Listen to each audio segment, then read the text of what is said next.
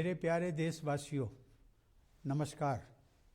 विश्व के सबसे बड़े और जीवंत लोकतंत्र के आप सभी नागरिकों को देश के 72वें गणतंत्र दिवस की पूर्व संध्या पर हार्दिक बधाई। विविधताओं से समृद्ध हमारे देश में अनेक त्यौहार मनाए जाते हैं, परंतु हमारे राष्ट्रीय त्योहारों को सभी देशवासी राष्ट्र प्रेम की भावना के साथ मनाते हैं। गणतंत्र दिवस का राष्ट्रीय पर्व भी हम पूरे उत्साह के साथ मनाते हुए अपने राष्ट्रीय ध्वज तथा संविधान के प्रति सम्मान व आस्था व्यक्त करते हैं। आज का दिन देश विदेश में रहने वाले सभी भारतीयों के लिए बहुत महत्वपूर्ण है। आज ही के दिन 71 वर्ष पहले हम भारत के लोगों ने अपने अद्वितीय संविधान को अंगीकृत, अधिनियमित और आत्मार्पित किया था। इसलिए आज हम सभी के लिए संविधान के आधारभूत जीवन मूल्यों पर गहराई से विचार करने का अवसर है। संविधान की उद्देशिका में रेखांकित न्याय, स्वतंत्रता, समता और बंधुता के जीवन मूल्य हम सबके लिए पुनीत आदर्श हैं।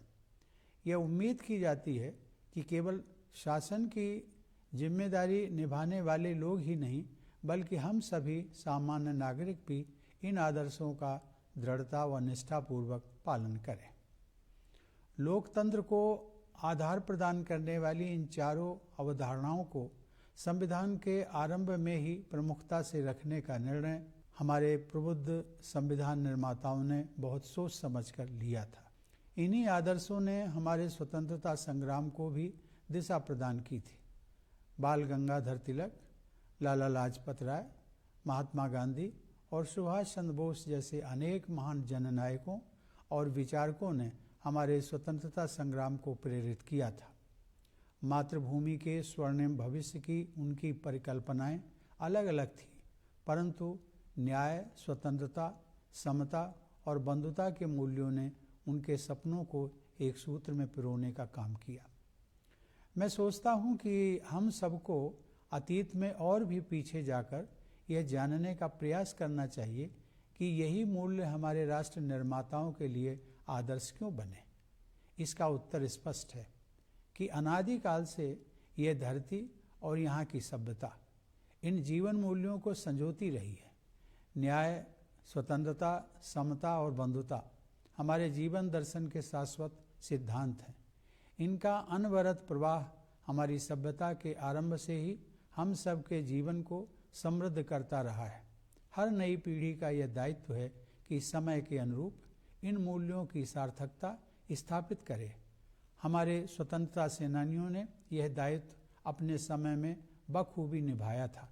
उसी प्रकार आज के संदर्भ में हमें भी उन मूल्यों को सार्थक और उपयोगी बनाना है। इन्हीं सिद्धांतों से आलोकित पथ पर हमारी विकास यात्रा को निरंतर आगे बढ़ते रहना चाहिए। मेरे प्यारे देशवासियों, इतनी विशाल आबादी वाले हमारे देश को खाद्यान्न एवं डेयरी उत्पादों में आत्मनिर्भर बनाने वाले हमारे किसान भाई बहनों का सभी देशवासी हृदय से अभिनंदन करते हैं। विपरीत प्राकृतिक परिस्थितियों, अनेक चुनौतियों और कोविड की आपदा के बावजूद हमारे किसान भाई बहनों ने कृषि उत्पादन में कोई कमी नहीं आने दी। यह कृतज्ञ देश हमारे अन्नदाता किसानों के कल्याण के लिए पूर्णतया प्रतिबद्ध है। जिस प्रकार हमारे परिश्रमी किसान देश की खाद्य सुरक्षा को सुनिश्चित करने में सफल रहे हैं, उसी तरह हमारी सेनाओं के बहादुर जवान कठोरतम परिस्थितियों में देश की सीमाओं की सुरक्षा करते रहे हैं। लद्दाख में स्थित सियाचिन व गलवान घाटी में -50 से 60 डिग्री सेंटीग्रेड तापमान में सब कुछ जमा देने वाली सर्दी से लेकर जैसलमेर में 50 डिग्री सेंटीग्रेड से ऊपर के तापमान में झुलसा देने वाली गर्मी में धरती, आकाश और विशाल तटीय क्षेत्रों में हमारे सेनानी भारत की सुरक्षा का दायित्व हर पल निभाते हैं। हमारे सैनिकों की बहादुरी, देश प्रेम और बलिदान पर हम सभी देशवासियों को गर्व है। खाद्य सुरक्षा, सैन्य सुरक्षा, आपदाओं तथा बीमारी से सुरक्षा एवं विकास के विभिन्न क्षेत्रों में हमारे वैज्ञानिकों ने अपने योगदान से राष्ट्रीय प्रयासों को शक्ति दी है। अंतरिक्ष से लेकर खेत खलिहानों तक, शिक्षण संस्थानों से लेकर अस्पतालों तक वैज्ञानिक समुदाय ने हमारे जीवन और कामकाज को बेहतर बनाया है। दिन रात परिश्रम करते हुए कोरोना वायरस को डीकोड करके तथा बहुत कम समय में ही वैक्सीन को विकसित करके हमारे वैज्ञानिकों ने पूरी मानवता के कल्याण हेतु एक नया इतिहास रचा है। देश में इस महामारी पर काबू पाने में तथा विकसित देशों की तुलना में मृत्यु दर को सीमित रख पाने में भी हमारे वैज्ञानिकों ने डॉक्टरों, प्रशासन तथा अन्य लोगों के साथ मिलकर अमूल्य योगदान दिया है। इस प्रकार हमारे सभी किसान, जवान और वैज्ञानिक विशेष बधाई के पात्र हैं और कृतज्ञ राष्ट्र गणतंत्र दिवस के शुभ अवसर पर इन सभी का अभिनंदन करता है। प्यारे देशवासियों, पिछले वर्ष जब पूरी मानवता एक विकराल आपदा का सामना करते हुए ठहर सी गई थी, उस दौरान मैं भारतीय संविधान के मूल तत्वों पर मनन करता रहा। मेरा मानना है कि बंधुता के हमारे संवैधानिक आदर्श के बल पर ही इस संकट का प्रभावी ढंग से सामना करना संभव हो सका है। कोरोना वायरस रूपी शत्रु के सम्मुख देशवासियों ने परिवार की तरह एकजुट होकर अनुकरणीय त्याग, सेवा और बलिदान का परिचय देते हुए एक दूसरे की रक्षा की है। मैं यहाँ उन डॉक्टरों, नर्सों, स्वास्थ्य कर्मियों, स्वास्थ्य सेवाओं से जुड़े प्रशासकों और सफाई कर्मियों का उल्लेख करना चाहता हूँ, जिन्होंने अपनी जान जोखिम में डालकर पीड़ितों की देखभाल की है। बहुतों ने तो अपने प्राण भी गंवा दिए। इनके साथ साथ इस महामारी ने देश के लगभग 1.5 लाख नागरिकों को अपनी चपेट में ले लिया। उन सभी के शोक संतप्त परिवारों के प्रति मैं अपनी संवेदना प्रकट करता हूँ। कोरोना के मोर्चे पर अग्रिम पंक्ति के योद्धाओं के रूप में हमारे साधारण नागरिकों ने असाधारण योगदान दिया है। आने वाली पीढ़ियों के लोग जब इस दौर का इतिहास जानेंगे तो इस आकस्मिक संकट का जिस साहस के साथ आप सब ने सामना किया है, उसके प्रति वे श्रद्धा से नतमस्तक हो जाएंगे। भारत की घनी आबादी, सांस्कृतिक परंपराओं की विविधता तथा प्राकृतिक व भौगोलिक चुनौतियों के कारण कोविड से बचाव के उपाय करना हम सब के लिए कहीं अधिक चुनौती भरा काम था। चुनौतियों के बावजूद इस वायरस के प्रकोप पर काबू पाने में हम काफ़ी हद तक सफल रहे हैं। इस गंभीर आपदा के बावजूद हमने अनेक क्षेत्रों में अपनी गतिविधियों को सफलतापूर्वक आगे बढ़ाया है। इस महामारी के कारण हमारे बच्चों और युवा पीढ़ी की शिक्षा प्रक्रिया के बाधित होने का खतरा पैदा हो गया था, लेकिन हमारे संस्थानों और शिक्षकों ने नई टेक्नोलॉजी को शीघ्रता से अपनाकर यह सुनिश्चित किया कि विद्यार्थियों की शिक्षा निरंतर चलती रहे। बिहार जैसी घनी आबादी वाले राज्य तथा जम्मू कश्मीर व लद्दाख जैसे दुर्गम व चुनौती भरे क्षेत्रों में स्वतंत्र, निष्पक्ष और सुरक्षित चुनाव संपन्न कराना हमारे लोकतंत्र एवं चुनाव आयोग की सराहनीय उपलब्धि रही है। टेक्नोलॉजी की सहायता से न्यायपालिका ने न्याय उपलब्ध कराने की प्रक्रिया जारी रखी। ऐसी उपलब्धियों की सूची बहुत बड़ी है। आर्थिक गतिविधियों को शुरू करने के लिए अनलॉकिंग की प्रक्रिया को सावधानी के साथ चरणबद्ध तरीके से लागू किया गया। यह तरीका कारगर सिद्ध हुआ तथा अर्थव्यवस्था में फिर से मजबूती के संकेत दिखाई देने लगे। हाल ही में दर्ज की गई जीएसटी की रिकॉर्ड वृद्धि और विदेशी निवेश के लिए आकर्षक अर्थव्यवस्था के रूप में भारत का उभरना तेजी से हो रही हमारी इकोनॉमिक रिकवरी के सूचक हैं। सरकार ने मध्यम और लघु उद्योगों को प्रोत्साहित किया है, आसान ऋण प्रदान करके उद्यमशीलता को बढ़ावा दिया है और व्यापार में इनोवेशन को प्रेरित करने के लिए अनेक कदम उठाए हैं। मेरे प्यारे देशवासियों, विगत वर्ष की विपरीत परिस्थितियों ने हमारे उन संस्कारों को जगाया है जो हम लोगों के हृदय में सदा से विद्यमान रहे हैं। समय की मांग के अनुरूप हमारे देशवासियों ने हर क्षेत्र में अपनी क्षमताओं का प्रदर्शन किया और खुद से पहले दूसरों के हित को प्राथमिकता दी।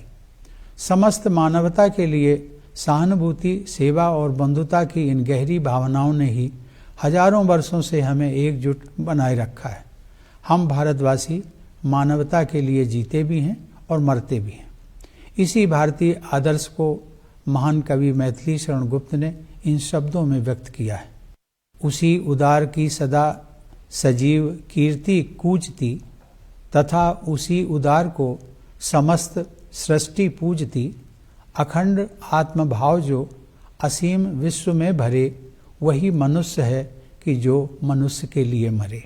मुझे विश्वास है कि मानव मात्र के लिए असीम प्रेम और बलिदान की यह भावना हमारे देश को उन्नति के शिखर तक ले जाएगी। मेरे विचार में सन 2020 को सीख देने वाला वर्ष मानना चाहिए। पिछले वर्ष के दौरान प्रकृति ने बहुत कम समय में ही अपना स्वच्छ और निर्मल स्वरूप फिर से प्राप्त कर लिया था। ऐसा साफ सुथरा प्राकृतिक सौंदर्य बहुत समय के बाद देखने को मिला। इस प्रकार प्रकृति ने यह स्पष्ट संदेश दिया कि छोटे छोटे प्रयास केवल मजबूरी नहीं बल्कि बड़े प्रयासों के पूरक होते हैं। मुझे विश्वास है कि भविष्य में इस तरह की महामारियों के खतरे को कम करने के उद्देश्य से जलवायु परिवर्तन के मुद्दे को विश्व स्तर पर प्राथमिकता दी जाएगी। मेरे प्यारे देशवासियों, आपदा को अवसर में बदलते हुए प्रधानमंत्री ने आत्मनिर्भर भारत अभियान का आह्वान किया। हमारा जीवंत लोकतंत्र, हमारे कर्मठ व प्रतिभावान देशवासी, विशेषकर हमारी युवा आबादी आत्मनिर्भर भारत के निर्माण के हमारे प्रयासों को ऊर्जा प्रदान कर रहे हैं। वस्तुओं और सेवाओं के लिए हमारे देशवासियों की मांग को पूरा करने के घरेलू प्रयासों द्वारा तथा इन प्रयासों में आधुनिक टेक्नोलॉजी के प्रयोग से भी इस अभियान को शक्ति मिल रही है। इस अभियान के तहत माइक्रो, स्मॉल और मीडियम एंटरप्राइजेस को बढ़ावा देकर तथा स्टार्टअप इकोसिस्टम को और अधिक मजबूत बनाकर आर्थिक विकास के साथ साथ रोजगार उत्पन्न करने के भी कदम उठाए गए हैं। आत्मनिर्भर भारत अभियान एक जन आंदोलन का रूप ले रहा है। यह अभियान हमारे उन राष्ट्रीय संकल्पों को पूरा करने में भी सहायक होगा जिन्हें हमने नए भारत की परिकल्पना के तहत देश की आज़ादी के 75वें वर्ष तक यानी सन 2022 तक हासिल करने का लक्ष्य रखा है। हर परिवार को बुनियादी सुविधाओं से युक्त पक्का मकान दिलाने से लेकर किसानों की आय को दोगुना करने तक ऐसे महत्वपूर्ण लक्ष्यों की तरफ बढ़ते हुए हम अपनी आज़ादी की 75वीं वर्षगांठ के ऐतिहासिक पड़ाव तक पहुंचेंगे। नए भारत के समावेशी समाज का निर्माण करने के लिए हम शिक्षा, स्वास्थ्य, पोषाहार, वंचित वर्गों के उत्थान और महिलाओं के कल्याण पर विशेष बल दे रहे हैं। हमारी यह मान्यता है कि विपरीत परिस्थितियों से कोई न कोई सीख मिलती है। उनका सामना करने से हमारी शक्ति व आत्मविश्वास में वृद्धि होती है। इस आत्मविश्वास के साथ भारत ने कई क्षेत्रों में बड़े कदम उठाए हैं। पूरी गति से आगे बढ़ रहे हमारे आर्थिक सुधारों के पूरक के रूप में नए कानून बनाकर कृषि और श्रम के क्षेत्रों में ऐसे सुधार किए गए हैं जो लंबे समय से अपेक्षित थे।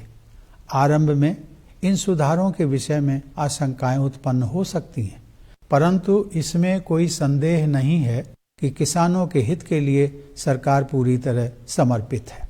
सुधारों के संबंध में शिक्षा के क्षेत्र में किए गए व्यापक सुधार उल्लेखनीय है। ये सुधार भी लंबे समय से अपेक्षित थे। ये भी कृषि एवं श्रम सुधारों के समान ही महत्वपूर्ण हैं, लेकिन कहीं अधिक बड़ी संख्या में लोगों के जीवन को सीधे प्रभावित करने वाले हैं। 2020 में घोषित राष्ट्रीय शिक्षा नीति में प्रौद्योगिकी के साथ साथ परंपरा पर भी जोर दिया गया। इसके द्वारा एक ऐसे नए भारत की आधारशिला रखी गई है जो अंतर्राष्ट्रीय मंच पर ज्ञान केंद्र के रूप में उभरने की आकांक्षा रखता है। नई शिक्षा प्रणाली विद्यार्थियों की आंतरिक प्रतिभा को विकसित करेगी और उन्हें जीवन की चुनौतियों का सामना करने में सक्षम बनाएगी।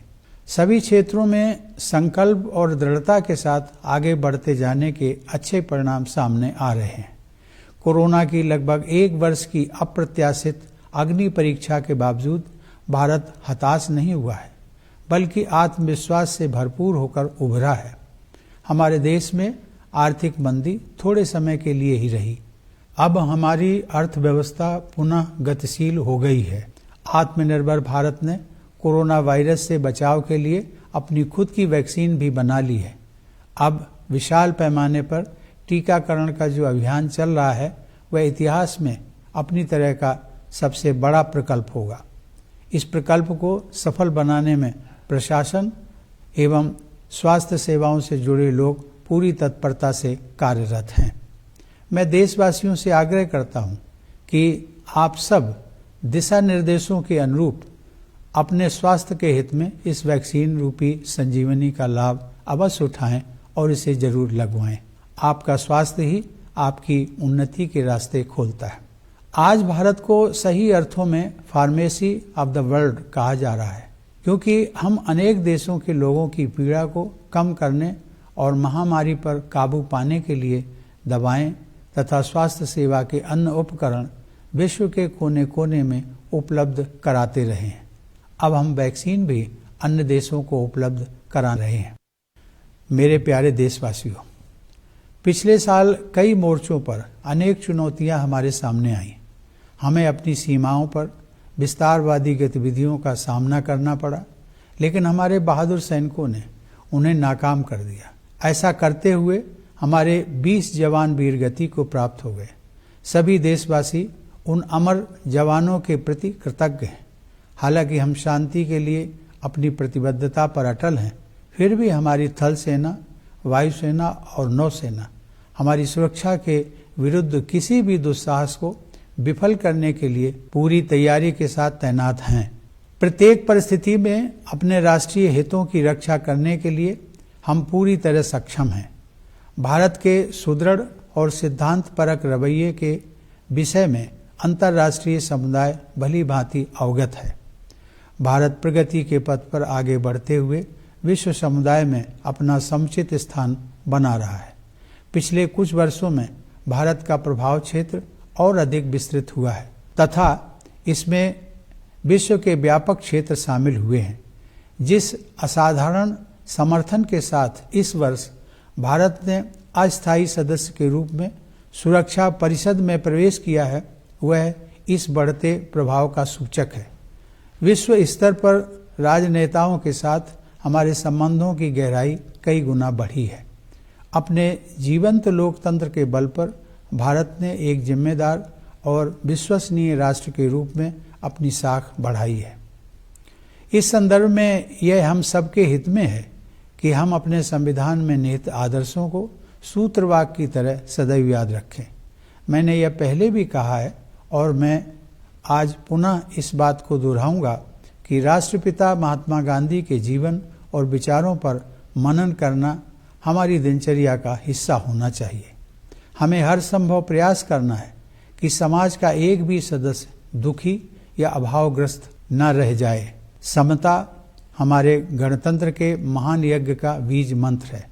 सामाजिक समता का आदर्श प्रत्येक व्यक्ति की गरिमा सुनिश्चित करता है, जिसमें हमारे ग्रामवासी, महिलाएं, अनुसूचित जाति व जनजाति सहित अपेक्षाकृत कमजोर वर्गों के लोग, दिव्यांगजन और वयोवृद्ध सभी शामिल हैं।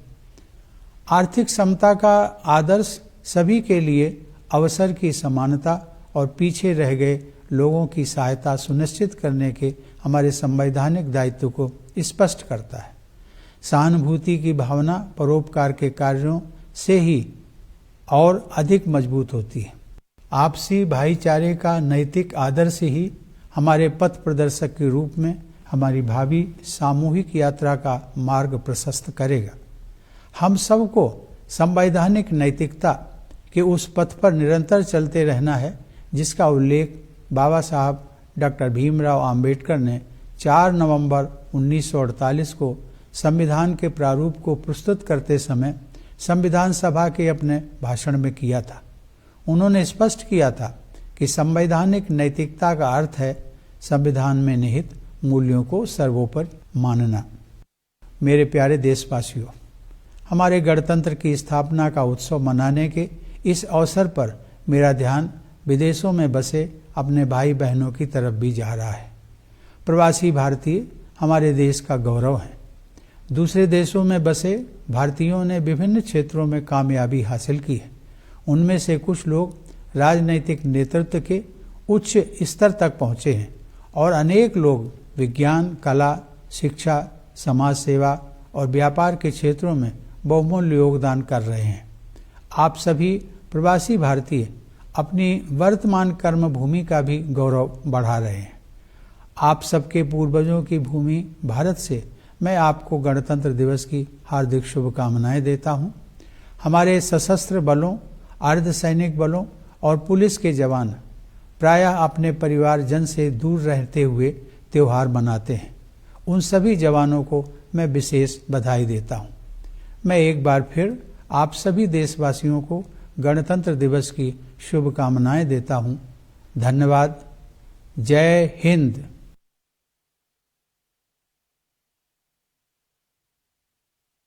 Dear fellow citizens, Namaskar. Greetings to all of you on the eve of the 72nd Republic Day of the world's largest and most vibrant democracy. In this land of ours, enriched by diversity with many festivals, our national festivals are celebrated by everyone with great patriotic fervor. We celebrate the National Festival of the Republic Day with enthusiasm and express our respect for the national flag and our faith in the Constitution. This day has come to mean a lot to all Indians living within the country and abroad. 71 years ago, on this very day, we, the people of India, adopted, enacted, and gave to ourselves a unique constitution.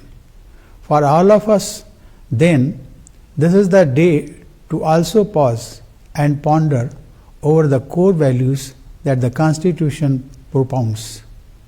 These values, justice, liberty, equality, and fraternity, outlined in the preamble of our Constitution, are sacred to all of us. Its abiding adherence is meant not only for those who are mandated to govern, but for the people at large. It is not without reason that the wise men and women who framed the Constitution chose to place these 4 terms at the very beginning of the Constitution to build the foundation on which the edifice of our democracy rests. In fact, these were the values that guided our freedom struggle. A galaxy of great leaders and thinkers like Bal Gangadhar Tilak, Lala Lajpat Rai, Mahatma Gandhi, and Subhash Chandra Bose inspired our freedom struggle. They had diverse dreams of a magnificent future of the motherland, but common to their aspirations were these values: justice, liberty, equality, and fraternity. I would like that we go further back into history and inquire why precisely these values guided our nation builders. And the answer is obvious. This land and its inhabitants have cherished these ideals from the time immemorial. Justice, liberty, equality, and fraternity are perennial principles of our philosophy of life. They come to us from the dawn of this civilization through an unbroken chain. It is, of course, the task of every generation to seek out the meaning of these values for its times. As the freedom fighters did in their day, so should we in our time. These key principles should light our path to development. Dear fellow citizens, every Indian salutes our farmers who have made our vast and populous country self-reliant in food grains and dairy products. Despite adversities of nature, numerous other challenges, and the COVID-19 pandemic, our farmers sustained the agricultural production. A grateful nation is fully committed to the welfare of our farmers. Just as our hard-working farmers ensure food security for the country, the brave soldiers of the armed forces ensure security of our national boundaries amid severest conditions. From the freezing cold at Siachen and Galwan Valley in Ladakh, with temperatures as low as minus 50 to 60 degrees Celsius, to the scorching heat in Jaisalmer with temperatures as high as 50 degrees Celsius on land, in the skies, and at the vast coastal areas, our warriors are vigilant every moment. Every citizen feels proud about the bravery, patriotism, and the spirit of sacrifice among our soldiers. By their contribution to food security, national security, protection against disease and disasters, and to different areas of development, our scientists have strengthened our national endeavors. From space to the farms, from educational institutions to hospitals, the community of scientists has enriched our life and work. Our scientists have been working day and night for decoding the coronavirus, and they have succeeded in developing the vaccine in record time. With this accomplishment, our scientists have added a glorious chapter of contribution to the well-being of humanity. Our scientists, along with doctors, administrators, and people from other walks of life, have made major contribution in containing the virus and keeping the fatality rate lower in our country compared to that in developed countries. Thus, all our farmers, soldiers, and scientists deserve a special appreciation, and a grateful nation greets them on this auspicious occasion of the Republic Day. Dear fellow citizens, last year, as humanity almost came to a halt in the face of a calamity of gigantic proportions, I often found myself reflecting on the central message of the Constitution. Our effective response to the pandemic would not have been possible without our constitutional value of fraternity. Indians have been like a close-knit family, making exemplary sacrifices to protect each other in the face of the common enemy of coronavirus. I am thinking here of doctors, nurses, paramedics, healthcare administrators, and sanitation workers who put their own lives at risk to care for COVID-19 patients. Some of them even lost their lives. Along with them, about 1.5 lakh people became victims of this pandemic. I convey my condolences to the bereaved families. Our frontline corona warriors were ordinary citizens who turned out to be extraordinary. When the history of this tragic chapter, which is not yet over, is written, I am confident that the future generations will behold you all for the heroic response to the crisis for which no one could have truly prepared. Given our country's population density, diversity of cultural traditions, natural and geographical challenges, taking precautionary measures against COVID-19 was far more difficult for us. Yet, we have managed to check the spread of the virus to a large extent. Despite the serious calamity, we have succeeded in taking forward our activities in many spheres. The pandemic threatened to derail the young generation's learning process, but institutions and teachers quickly adopted new technology and ensured that there was no break in education. By conducting not only free and fair but also safe elections in Bihar, which has high population density, and in union territories of Jammu and Kashmir and Ladakh, with difficulties of access and other challenges, our democracy and the Election Commission have accomplished remarkable feats. The judiciary found help in technology and continued to function and dispense justice. The list is long. In order to open up the economy without risking the lives of the people, the process of unlocking was carefully calibrated. This has proved effective and the economy has started showing indications of recovery faster than anticipated. The latest unprecedented collection of GST and India's emergence as a most favored destination for the foreign investment are indicative of our faster economic recovery. The government has encouraged small and medium industries to unleash entrepreneurial spirit by providing easy loans to them and help them to come up with innovative business ideas. Dear fellow citizens, the adversities of the previous year have only reminded us of what we have always known deep in our hearts, that care and concern for humanity and the feeling of fraternity is what kept us together for millennia. In every sphere, Indians rose to the occasion and put others before themselves. We Indians live and die for humanity.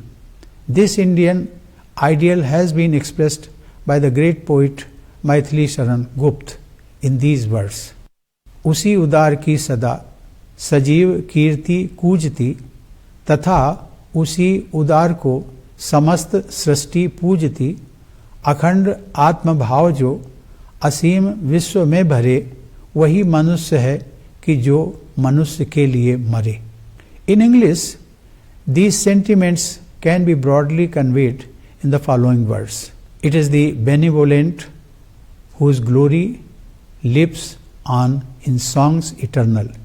It is the generous whom the world reveres forever, whose spirit of oneness fills the boundless universe. They truly are human who die for fellow beings. I am sure that this love for humanity and the spirit of sacrifice will take us to great heights. Let us look at 2020 as a year of learning. There were miracles of a revitalizing Mother Nature which taught humanity a hard lesson that the small is not expedient but complementary to the big. I am sure that with a view to reducing the risk of such pandemics, the issue of climate change will be accorded top priority at the global level. Dear fellow citizens, converting a crisis into an opportunity, the Prime Minister gave a call of Atmanirbhar Bharat Abhiyan, or Self-Reliant India Mission. Our vibrant democracy, our enterprising and talented fellow citizens, especially the youth, energize our efforts in shaping a self-reliant India. The demand for goods and services in the country, the domestic efforts to meet them, and the use of modern technology in such efforts are strengthening Atmanirbhar Bharat Abhiyan. Under this mission, steps have been taken for economic growth as well as employment generation by promoting micro, small and medium enterprises and making the startup ecosystem more robust. It has become a movement being taken forward by the people themselves. Atmanirbhar Bharat Abhiyan is in line with the aspiration to shape a new India by the year 2022, when our country turns 75. This will be a significant milestone in the journey of the nation as we are determined to achieve major goals, from providing Pakka houses with basic facilities for every family to doubling the income of farmers. In order to build an inclusive society of New India, we are giving a special emphasis on education, health, nutrition, upliftment of the underprivileged, and welfare of women. Adversity often plays the role of a great teacher. It makes us stronger and more confident. With that confidence, India has taken great strides in several sectors. Economic reforms have continued apace and have been supplemented by long pending reforms in the areas of labor and agriculture through legislation. The path to reform at the initial stages may cause misapprehensions. However, it is beyond doubt that the government remains singularly devoted to farmers' welfare. Equally salient but touching more lives directly is the comprehensive reform in education which was long overdue. The National Education Policy 2020, with its stress on tradition as well as technology, will lay the foundation of a new India which aspires to emerge as a knowledge hub on the international stage. This reform promises to incubate innate talent of students and ignite their minds to take up the challenges of life. The net outcome of all these efforts is before us. After about a year of this unforeseen ordeal, India today stands not despondent but confident. The slowdown has turned out to be transitory as the economy has regained its dynamism.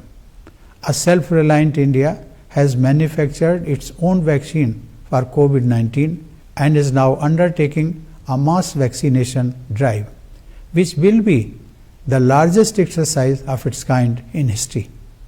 The administration and health services are working with full readiness to make this exercise a success. I urge upon the countrymen to utilize this lifeline and get vaccinated as per guidelines. Your health opens the way for your advancement. Today, India is being rightly called pharmacy of the world, as we are supplying medicines and other healthcare items to several countries to alleviate people's suffering and contain the pandemic across the globe. Now we also provide vaccines to other countries. Dear fellow citizens, the past year was a time of adversity, and it came from many fronts. We faced an expansionist move on our borders, but our valiant soldiers foiled it. To achieve this objective, 20 of them had to lay down their lives. The nation shall remain grateful to those brave soldiers. Though we reiterate our commitment to peace, our defense forces, Army, Air Force and Navy are adequately mobilized in a well-coordinated move to thwart any attempt to undermine our security. Our national interest will be protected at all costs. We have also ensured a widespread understanding in the international community of India's firm and principled stand. India is moving forward and taking its rightful place in the world. During the recent years, its arc of influence has been expanding and encompassing the larger part of the world. The manner in which India got overwhelming support of the international community for its entry as non-permanent member of the Security Council this year is indicative of that influence. The quality of our engagement with leaders across the world has enhanced manifold. India, with its vibrant democracy, has rightfully earned its respect as a responsible and trustworthy nation. We would do well to keep reminding ourselves of our constitutional mantras. I have said this before, but I will repeat that we should make it a part of our daily routine to meditate upon the life and thought of our father of the nation. We must make all efforts to wipe tears from every eye. Equality is the watchword for the great project of our republic. Social equality warrants dignity for each one of us. Villagers, women, weaker sections of our society, namely scheduled castes and scheduled tribes, Divyangjan and the elderly people. Economic equality entails equal opportunity for all and hand-holding for the downtrodden. Acts of helping fellow human beings expand our capacity for empathy. In our collective path ahead, fraternity is our moral compass. Let us all continue on the path of constitutional morality, which Baba Sahib Dr. Bhim Rao Ambedkar mentioned in his speech to the Constituent Assembly on November 4, 1948, while presenting the draft of the Constitution. He clarified that constitutional morality means supremacy of the values enshrined in the Constitution. Dear fellow citizens, as we are set to celebrate the anniversary of our Republic, I am thinking of our brothers and sisters abroad. Our diaspora is our pride. Indians abroad have succeeded in different walks of life, some rising to high levels of political leadership, some contributing to science, arts, academics, civil society, and business, each bringing laurels to their new homelands and also to India. Republic Day greetings to you from the land of your ancestors. My greetings to the members of the armed forces, paramilitary forces, and the police who usually celebrate festivals staying away from their families. My special greetings to all those Jawans. I once again congratulate you all for the Republic Day. Thank you. Jai Hind.